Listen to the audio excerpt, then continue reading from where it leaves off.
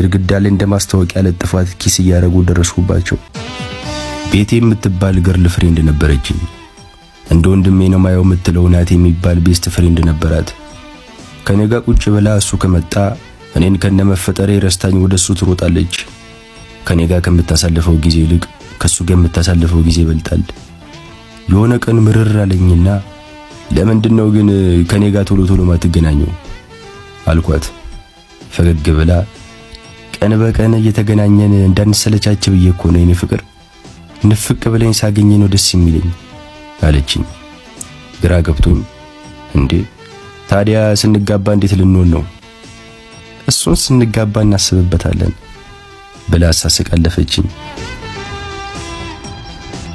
የሆነ ቀን መናፈሻ ውስጥ ወክ እያረጉ ናቲ ቤቲን ሳር ላይ አጋድሞ ከንፈሯን ሲሰማት ተመለከትኩ።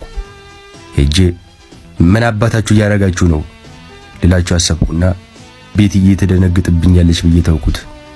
እንዳልሞ ተኳሽ አንድ ዛፍ ስር ተደብቄ ፎቶ አነሳቸውና ቤት ከገባው በኋላ ላኩላት።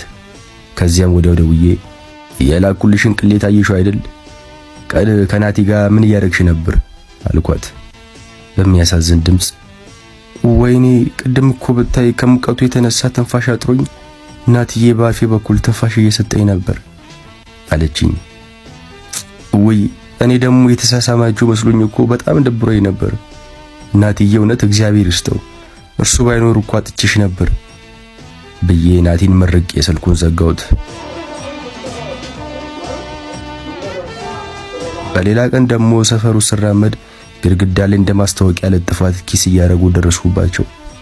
እንዴ እነዚህ ሰዎች የሮማቶ ይሆን እንዴ በየመናፈሻውና በየግድግዳው ይላላሱት ብዬ ወገቤን አስኩና እሺ ዛሬስ ምን አባታችሁ እያረጋችሁ ነው አልኳቸው።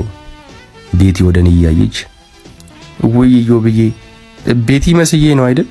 ምን ትያቷ እኮ ነኝ፣ እንዴት እስካሁን መንታት እንዳልቻት አልነገረችም አለችኝ። እኔም ወይ የስም መመሳሰል፣ እኔ ደግሞ እኮ ቤቲ መስለሽኝ በቃ ራሴን መቆጣጠር ተስኖኝ ነበር። የእግዚአብሔር ሥራ ግን ሲገርም። በቃ ይቅርታ ረበሽኳችሁ፣ ካቆማችሁበት ቀጥሉ ብዬ መልሼ አጣብቂያቸው መንገዴን ቀጠልኩ።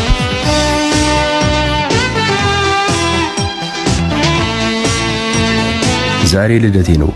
ከዚህ በፊት የነበሩ ልደቶች ላይ ቤቲ ከማንም ቀድማ ነበር እንኳን ተወለድክልኝ የኔ ንጉስ በላ ቴክስት የምትልክልኝ። ከሰዓት ደግሞ ስጦታ ይዛ ቤቴ ተመጣና ድምቅ አርጋ ልደቴን ታከብርልኛለች። እናቴ የሚባል ቤስት ፍሬንድ ከመጣ በኋላ ግን ያስለመደችኝ ሁሉ ቀርቷል። ካሁን ቴክስት ገባ ደወለች እያልኩ በጉጉት ብጠባበቅም ምንም የለም። ተስፋ ቆርጬ እያለ ድንገት ስልክ የጠራ ቤቲ ነበረች። ተስገብግቤ ያነሳሁትና የኔ ውድ አልኳት። ይቅርታ ማሬ ጠፋሁብህ አይደል? የምገዛልህን ላንቲም የመጠን ስጦታ ሳስብ እኮ ነው የቆየሁት አለችኝ ደስ ብሎኝ። እና ታዲያ ምን ገዛሽልኝ አልኳት። በቃ ቁጭ ካንተ ጸባይ ጋር የሚሄድ ነገር ነው የገዛውልህ። በቃ ቁጭ ራስህን በለው። ቆይ አንዴ ድምፁን ላሰማ አለችኝና የበግ ድምፅ አሰማችኝ።